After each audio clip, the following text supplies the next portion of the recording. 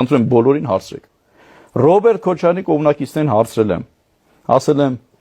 կուզեք լինի իշխանափոխություն,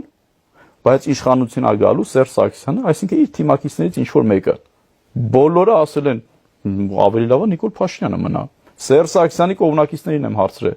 ասել եմ կուզեք լինի իշխանափոխություն, բայց գա Ռոբերտ Քոչարյանը կամ իր կողմնակիցը, ասել են իհարկե ոչ, ել խենք անում, թողենա մնա Նիկոլ Փաշինյանը։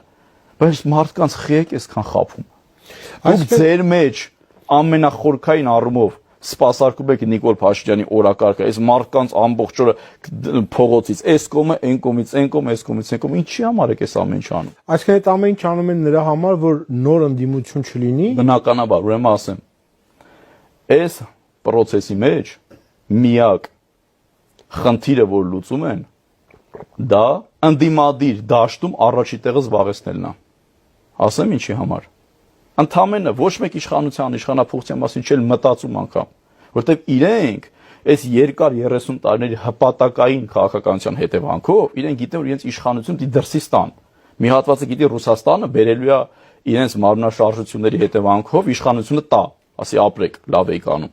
Մի հատվածը գիտի, հեսա արևմուտքը հոգնելու է Նիկոլից, օրինակ եմ ասում, ինչպես իրենք են ասում, բերի մեզ տա։